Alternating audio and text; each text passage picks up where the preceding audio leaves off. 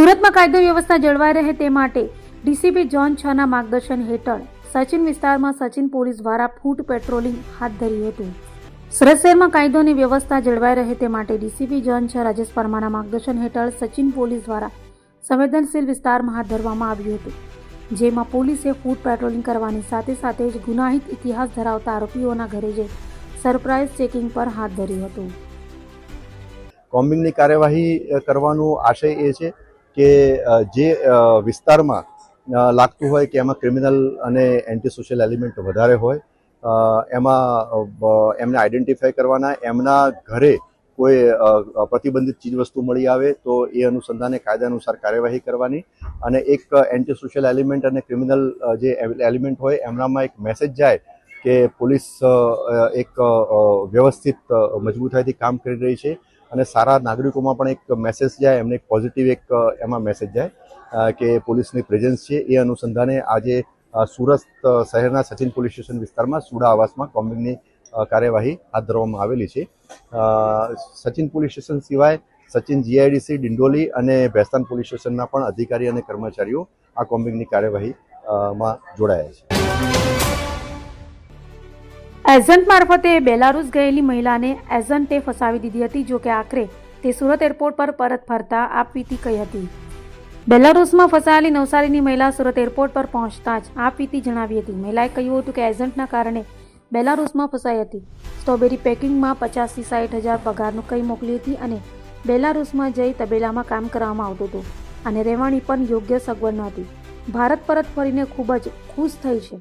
પરિવારને મદદ મળવા બેલારુસ નોકરી કરવા પસંદ કર્યું હતું, તો એજન્ટની લાલચમાં આવીને કોઈએ વિદેશ જવું નહીં, એજન્ટ જે કહેતા હોય છે તેની ચકાસણી કર્યા બાદ વિદેશ જવું જોઈએ। બેલારુસ સરકારમાં રજૂઆત કરતા તેમાંથી પણ કોઈ ખાસ મદદ મળી ન હતી। ત્યાંની સરકારે કહ્યું તમારા એજન્ટે ખોટું કર્યું છે।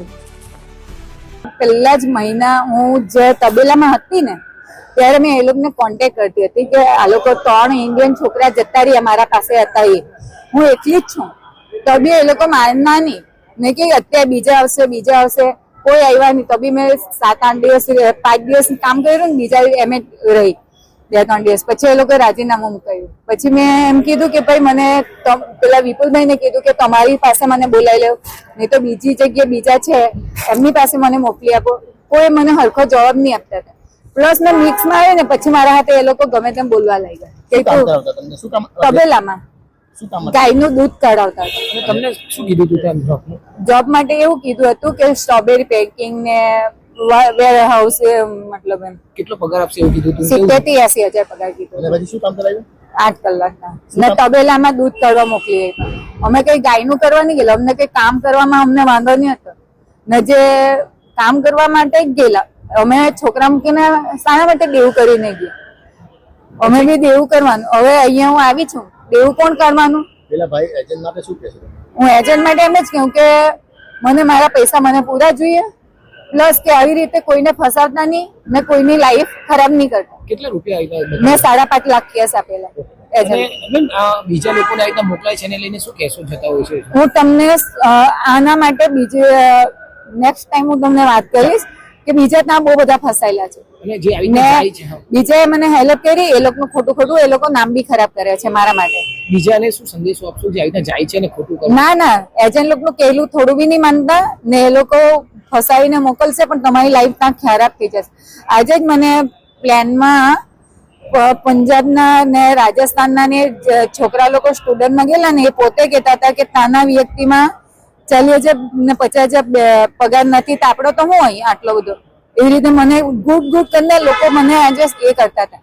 ત્યાંની સરકાર બી મને એમ કીધું કે તું સરસ છે છોકરી, તું આટલું ટસર કરીને રહી છે, અને અહીંયાના મને ટચર કરતા છે, અહીંયાના જે એજન્ટ ને વિપુલભાઈ ને એ લોકો મને ખોટું ખરાબ બોલતા છે એમ કે તારી છોકરી તું તારી સમાજમાં શું બનાવશે, આમ છે તેમ છે, એવું બધું મને આજે ફોન પર બી કહેતા હતા।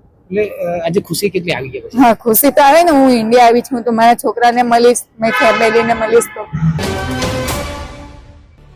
સુરતના વરાછા વિસ્તારમાં રહેતા ઉદ્યોગપતિના ફ્લેટમાં ચોરી કરવા ઘૂસેલો ચોર સીસીટીવીમાં કેદ થતા પોલીસે ઝડપી પાડ્યો હતો। ફ્લેટના ખૂણે લાગેલા સીસીટીવીમાં ચોરની હરકતો પણ કેદ થઈ હતી, જેમાં પલંગ પર બેસી આરામથી ચોરી કરતો નજરે પડ્યો હતો।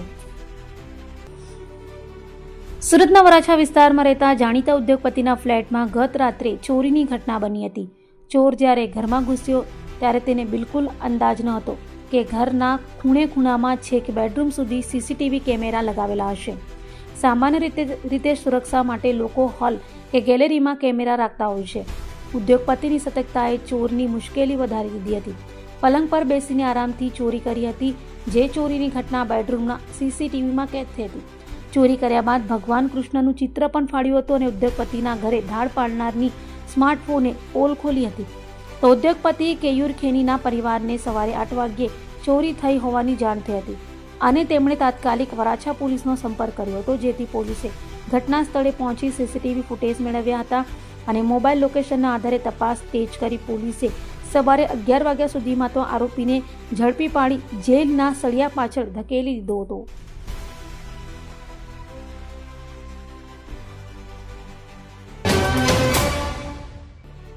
બોલિવૂડની ફિલ્મ મર્દાનીના પ્રમોશનમાં સુરતની રિલે લાઈફની મર્દાની પોલીસ અધિકારીઓએ કપિલ શર્મા શોમાં પોતાની વાત કરી હતી.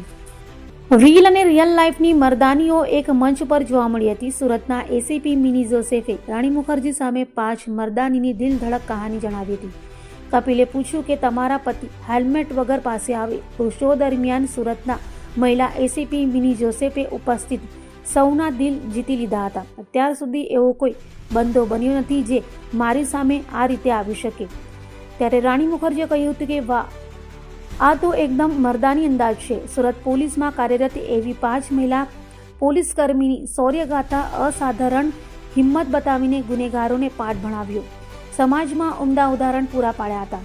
આ 5 મર્દાનીની કહાની સાંભળીને ખુદ રાણી મુખર્જી અને કપિલ શર્મા પણ પ્રભાવિત થયા હતા. રાણી મુખર્જી અને સુરતની અસલી મર્દાનીઓ એક સાથે એક જ સ્ટેજ પર નેટફ્લિક્સ પર લોકપ્રિય comedy show the great Indian Kapil શોના એપિસોડમાં અનોખો નજારો જોવા મળ્યો હતો.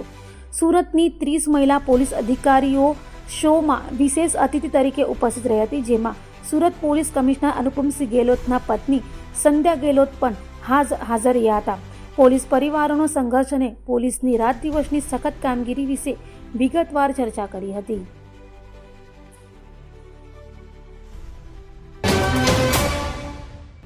સુરત ક્રાઇમ બ્રાન્ચે સમગ્ર દેશમાં 100થી વધુ ઘરફોડ ચોરીને અંજામ આપતી સતપાલ ફૌજી ગેંગના સાગીરતને ઝડપી પાડી 29 ગુનાના ભેદ ઉકેલી કાઢ્યા હતા. સુરત શહેર વિસ્તારમાં અનિચ્છનીય બનાવ ન બને તે માટે ક્રાઇમ બ્રાન્ચની ટીમે મેદાની હતી.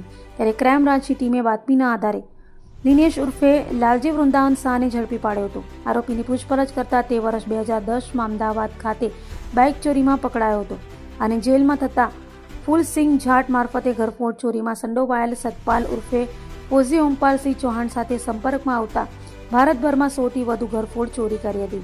હાલ તો દેશના અલગ અલગ રાજ્યોમાં 100થી વધુ ઘરફોડ ચોરી કરનાર સતપાલ ફૌજી ગેંગના સાગીરત દિનેશ ઉર્ફે લાલજી વૃંદાવન શાહને ઝડપી પાડી ક્રાઇમ બ્રાન્ચે 29 ગુનાના ભેદ ઉકેલી કાઢ્યા હતા. સુરત શહેર ક્રાઇમ બ્રાન્ચના police inspector Jain Goswami, PSI Bhati અને પીએસઆઈ દેસાણીની ટીમને માહિતી મળેલ કે સતપાલ ઉર્ફે ફૌજી ઓમપાલસિંહ ચૌહાણ કે જે હરિયાણાનો રહેવાસી છે, ગુડગાંવનો, અને તેનો એક સાગરીત છે જેનું નામ છે દિનેશ ઉર્ફે લાલજી વૃંદાવન શાહ કે જે કઠવાડા સિંગરવા અમદાવાદનો છે મૂળ રહેવાસી, જે અત્યારે અડાજણ ડેપો ખાતે આવેલ હોય આજે. તો એમણે જઈ અને માહિતી મુજબ કામગીરી કરી આરોપી પકડેલ છે. આરોપીની એમો એવી છે કે દિવસ દરમિયાન ફ્લેટની કોઈ સ્કીમ હોય કે જ્યાં ફ્લેટની અંદર એન્ટર લઈ અને જ્યાં ફ્લેટની બહાર કોઈ ન્યૂઝપેપરો જાજા દિવસથી પડેલા હોય, કોઈ ફ્લેટ બંધ હોય તો ત્યાં લોખંડના સળિયાથી દરવાજો તોડી અને દિવસની ઘરફોડ કરવાની એમો ધરાવે છે. ઉમરાની અંદર, સુરત શહેરમાં ઉમરાની અંદર 2020ની અંદર 26 લાખની એક ઘરફોડ ચોરી થયેલ હતી, જેની અંદર સતપાલ ફૌજી 2022માં પકડાયેલ હતો. સદર આરોપી દિનેશ 2020થી વોન્ટેડ ચાલતો હતો, તો જેનું ઓલરેડી સીઆરપીસી 70 મુજબનું વોરંટ પણ નીકળેલ હતું. આ આરોપી સતપાલ ફૌજી ગેંગનો છે. સતપાલ ફૌજીની ગેંગે કુલ 11 રાજ્યોમાં, ભારતના અલગ અલગ 11 રાજ્યોની અંદર 100 ઉપર ઘરફોડ ચોરીઓ કરેલ છે. ગેંગની અંદર કુલ 8 થી 9 મેમ્બરો છે, જેમાંથી દિનેશ ઉપર અત્યાર સુધીમાં 34 ગુના રજીસ્ટર થઈ ચુક્યા છે અને એની અંદર એરેસ્ટ પણ થઈ ચુક્યો છે. અને એ 34 ગુનામાંથી 29 ગુના તો ખાલી અમદાવાદ શહેરની અલગ અલગ પોલીસ સ્ટેશન વિસ્તારના ગુના જ હતા. અત્યારે આરોપીની પૂછપરછ દરમિયાન કુલ 29 ગુના એને કરેલાનું જણાવેલ છે, જેમાંથી અમને 7ની એફઆઈઆર મળેલ છે અને બીજાની એફઆઈઆર મેળવવાની ચાલુ છે. વિગત સર, જે આરોપી છે એ ક્યાં રહેવાસી છે અને કેવી રીતે ગુનાને અંજામ આપ્યો?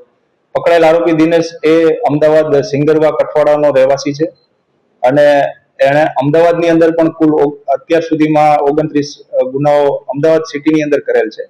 અને એ સતપાલ ફૌજી જે હરિયાણા ગુડગાંવનો રહેવાસી છે અને એની ગેંગનો સાગરીત છે અને આખા ભારતની અંદર અલગ અલગ કુલ 100 ઉપરની ઘરફોડ ચોરીઓ દિવસની કરેલી છે. સુરતમાં કેટલી વખત એ આવી ચૂક્યા છે?